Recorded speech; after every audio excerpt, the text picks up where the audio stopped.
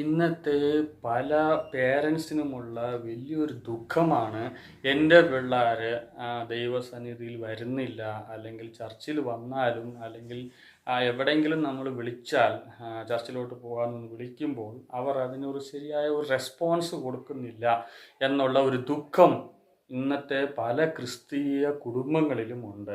So ഇതിന് പല കാരണങ്ങളുണ്ട്. ഇതിനുള്ള ഒരു കാരണത്തെക്കുറിച്ചാണ് ഇന്നത്തെ നമ്മുടെ മെസ്സേജിൽ കാണാൻ ഉദ്ദേശിക്കുന്നത്. ഇത് arraysunshine.in വെബ്സൈറ്റിൻ്റെ YouTube channel Malayalam version.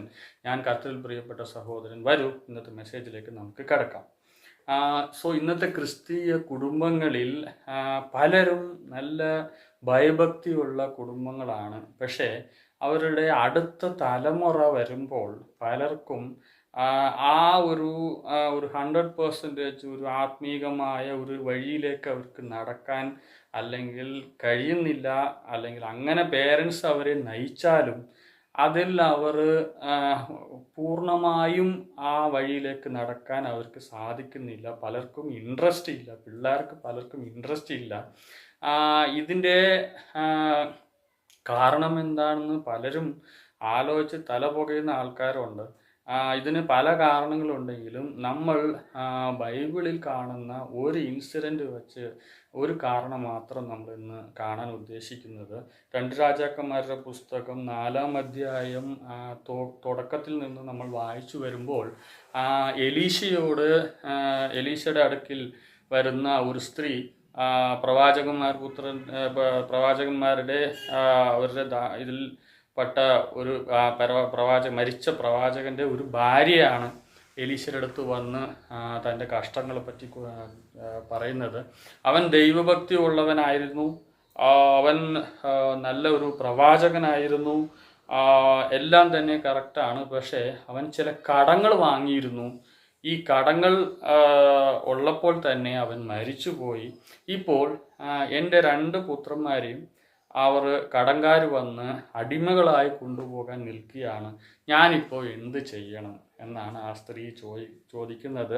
So എലീശ ഇമ്മീഡിയറ്റായിട്ട് അതിനുള്ള ആ ഉത്തരം പറഞ്ഞു കൊടുക്കുകയും അത് സോൾവ് ചെയ്യുകയും ചെയ്യുകയാണ്. സോ ഈ വചനത്തിൽ നമ്മൾ കാണുന്ന ഒരു മുഖ്യമായ കാര്യം എന്താണെന്ന് ചോദിച്ചാൽ, എൻ്റെ 2 പുത്രന്മാരെയും 2 മക്കളെയും കടങ്കാര് അടിമകളായി കൊണ്ടുപോകാൻ നിൽക്കുന്നു എന്നാണ്. നമ്മൾ ലോകപരമായി ചിന്തിക്കുമ്പോൾ അവൻ കടം വാങ്ങിച്ചു, അതുകൊണ്ട് അടിമകളായി പോകുന്നു എന്ന് വിചാരിക്കാം. പക്ഷേ ആത്മീകമായി നമ്മൾ ചിന്തിക്കുമ്പോൾ, ലോകപരമായി നമ്മൾ ചിന്തിക്കുമ്പോൾ ഇന്നത്തെ കാലത്ത് പല ക്രിസ്ത്യാനികളും പറയുന്നത്, ബ്രദർ എനിക്ക് അങ്ങനെ വലിയ കടമൊന്നുമില്ല, ഞാൻ പ്രോപ്പർട്ടീസൊക്കെ ചേർത്ത് വെച്ചിട്ടുണ്ട്, വീടുണ്ട്, കാറുണ്ട്, പിന്നെ എൻ്റെ സഭയിൽ നല്ലൊരു പേരുണ്ട്, എല്ലാം കൊണ്ടും സുഭിക്ഷമായി ജീവിക്കുന്ന ഒരു അനുഭവമാണ്, ഞങ്ങൾക്ക് അങ്ങനെ കടമൊന്നുമില്ല, ഇങ്ങനെ കടംകാരൻ വന്ന് വിളിച്ച് എടുത്തുകൊണ്ട് പോകേണ്ട ഗതികേടൊന്നും ഞങ്ങളുടെ പിള്ളേർക്ക് വരുത്തില്ല എന്നുള്ള ഒരു ധൈര്യമായി പറയുന്ന ആൾക്കാരെ നമുക്ക് കാണാൻ സാധിക്കും. പക്ഷെ ആത്മീകമായി കടംകാരായി ജീവിക്കുന്ന ഈ പല സ്വത്തുകൾ, കോടിക്കണക്കിന് സ്വത്തുകൾ ചേർത്ത് വെച്ച ക്രിസ്ത്യാനികളിൽ പല കുടുംബങ്ങൾ ഇന്ന് ആത്മീകമായ കടംകാരാണ് എന്നുള്ള ആ ചിന്ത പലർക്കും ഇല്ല എന്ന് തന്നെ പറയാം. ഫോർ എക്സാമ്പിൾ, നമ്മൾ ദൈവത്തിന് വേണ്ടി കൊടുക്കേണ്ട ചില കാര്യങ്ങൾ നമ്മൾ കൊടുക്കാതെ പോകുമ്പോൾ അത് തന്നെ നമ്മളുടെ ജീവിതത്തിൽ വരുന്ന വലിയൊരു കടമായി തീരും എന്ന് തന്നെ പറയാം. ദൈവത്തിന് കൊടുക്കേണ്ട സമയം, അല്ലെങ്കിൽ ദൈവത്തിന് കൊടുക്കേണ്ട ഒരു ബൈബിൾ വായിക്കാനും, അല്ലെങ്കിൽ പ്രാർത്ഥിക്കാനും, അല്ലെങ്കിൽ ദൈവസന്നിധിയിൽ ഇരുന്ന് കരയുവാനും നമ്മൾ കൊടുക്കേണ്ട സമയം നമ്മൾ വിട്ടിട്ട് ഇന്ന് പല ക്രിസ്ത്യാനികളും എന്താ ചെയ്യുന്നതെന്ന് വെച്ചാൽ, ആ പാസ്റ്ററിന് ഫോൺ ചെയ്ത് പറഞ്ഞാൽ മതി, പുള്ളി പ്രാർത്ഥിച്ച സംഭവം നടക്കും, അല്ലെങ്കിൽ ഈ വിശ്വാസി ഒരു നല്ലൊരു പ്രവാചകിയാണ്, ഈ പുള്ളിക്കാരത്തിയോട് പറഞ്ഞാൽ മതി സംഭവം ക്ലിയറായി നടക്കും, എന്താണ് കാരണം എന്ന് നമുക്ക് പറഞ്ഞു തരും, അല്ലെങ്കിൽ നമ്മളൊക്കെ പ്രാർത്ഥിച്ച് നടക്കുമോ, അതിന് പകരം ഈ ഗ്രൂപ്പ് ഓഫ് ആൾക്കാരോട് പറഞ്ഞാൽ മതി, അവർക്ക് വേറെ തൊഴിലൊന്നുമില്ല, അവർക്ക് ഇത് തന്നെയാണ് പണി, പ്രാർത്ഥിച്ച് എല്ലാവരും സോൾവ് ചെയ്യണ പണിയാണ് അവർക്ക്, അതുകൊണ്ട് അവരോട് പറഞ്ഞ് നമുക്ക് ഈ കാര്യം റെഡിയാക്കി എടുക്കാം, നമുക്ക് നമ്മുടെ ജോലി നോക്കാമെന്ന് പറഞ്ഞ് നിറയെ പേര് ഇങ്ങനെ വേറെ സ്ഥലങ്ങളിൽ നിന്ന് അല്ലെങ്കിൽ വേറെ ആൾക്കാരുടെ അടുത്ത് നിന്നും പ്രാർത്ഥനയും ദൈവവുമായിട്ടുള്ള ബന്ധവും അവർക്ക് ഇല്ലാതെ, സ്വന്തമായി ഇല്ലാതെ വേറെ സ്ഥലങ്ങളിൽ ഇരുന്ന് അവർ കടമായി വാങ്ങുകയാണ്. സോ ഇങ്ങനെ കടങ്ങൾ നമ്മൾ വാങ്ങുമ്പോൾ അത് നമ്മളുടെ എതിരാളി അല്ലെങ്കിൽ പിശാചിന് അല്ലെങ്കിൽ ശത്രുവിന് വളരെ സന്തോഷമായ വിഷയമാണ്. എന്താ വെച്ചാൽ നമ്മൾ ദൈവമായിട്ടുള്ള ബന്ധം അകന്നുകൊണ്ടിരിക്കുകയാണ്, നമ്മൾക്ക് ദൈവമായിട്ടുള്ള യാതൊരു ബന്ധവും ഇല്ല. പക്ഷേ നമ്മൾ വേറെ ആളുടെ പ്രാർത്ഥനയും വേറെ ആളുടെ ഇതിലാണ്, ഭക്തിയിലും വേറെ ആളുടെ ഒരു വേദജ്ഞാനത്തിലുമാണ് നമ്മൾ നിൽക്കുന്നത്. സോ അങ്ങനെ നിൽക്കുന്നത് കൊണ്ട് എപ്പോൾ വേണമെങ്കിലും നമ്മളെ വീഴ്ത്താൻ വളരെ എളുപ്പമാണ് എന്നുള്ളത് ഇന്നത്തെ ക്രിസ്ത്യാനികൾ പലർക്കും അറിയാത്ത ഒരു സത്യമാണ്. സോ അത് തന്നെയാണ്. സോ ഇവിടെ നമ്മൾ വായിക്കുമ്പോൾ അവനൊരു നല്ല ദൈവഭക്തിയുള്ള മനുഷ്യനാണ്, എല്ലാമാണ്. നമ്മൾ ഇന്ന് പലരും നമ്മളിൽ ഈ പറഞ്ഞ ഈ ആത്മീയമായ കടം ഉള്ളവർ പലരും നല്ല ഒരു ചർച്ചിൽ പോവുകയും ചർച്ചിൽ എല്ലാ പണികളിലും ഇരിക്കുകയും ചെയ്യുകയും എല്ലാം ചെയ്യുന്ന ആൾക്കാരാണ്. പക്ഷേ എല്ലാത്തിലും മുന്നണിയിൽ നിൽക്കുന്ന ആൾക്കാരും തന്നെയാണ്.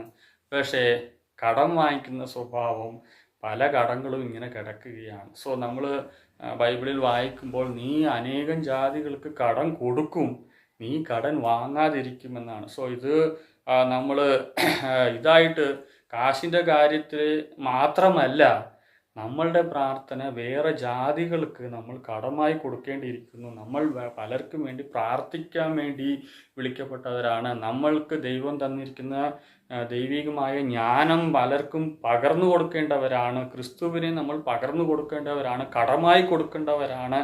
സോ ഇങ്ങനെ നമ്മൾ കൊടുക്കേണ്ട ആൾക്കാരാണ്. പക്ഷേ ഇന്ന് പലർക്കും കൊടുക്കാൻ ഇല്ല. എന്താണെന്ന് വെച്ചാൽ അവർ ദൈവത്തിൽ നിന്നും പ്രാപിക്കുന്നില്ല, മറിച്ച് അവർ പലരിടത്തു നിന്നും വാങ്ങിക്കൊണ്ടിരിക്കുകയാണ്. സോ കടം വാങ്ങി ഒരു ഘട്ടത്തിൽ അവർ ആത്മീകമായി മരിക്കാനിടയാകും. അന്ന് ഈ ശത്രു വന്ന് അവർ അടുത്ത തലമുറയായ പിള്ളേരെ പിടിക്കുകയാണ്.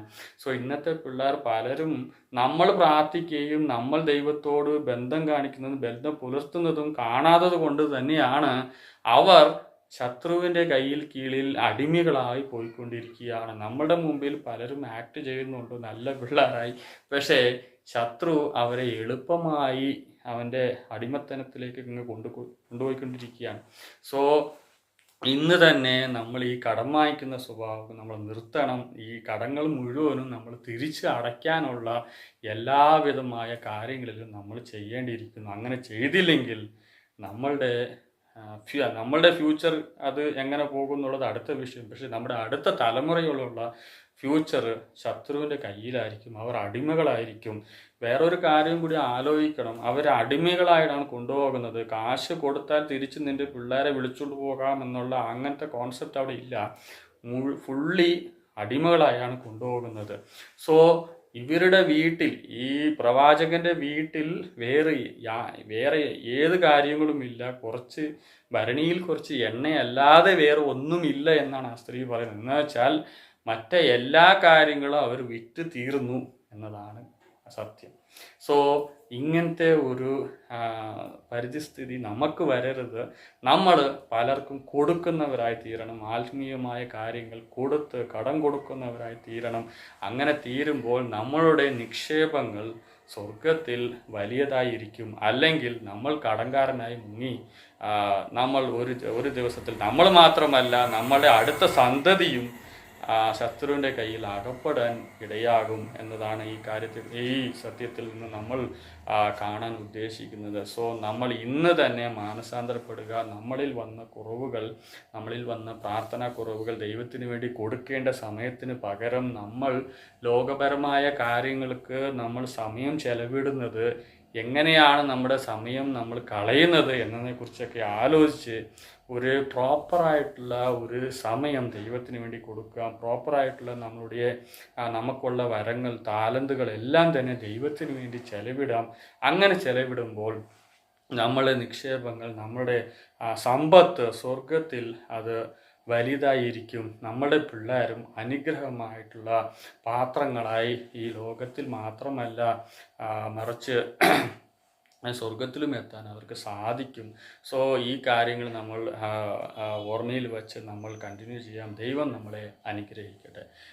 ഈ മെസ്സേജ് നിങ്ങൾക്ക് പ്രയോജനമായിരുന്നിരിക്കുമെന്ന് കർത്താവിൽ വിശ്വസിക്കുന്നു. ഇതുപോലത്തെ മെസ്സേജുകൾ കേൾക്കാൻ ArisingShine.in എന്നുള്ള ഈ യൂട്യൂബ് ചാനൽ സബ്സ്ക്രൈബ് ചെയ്യുക.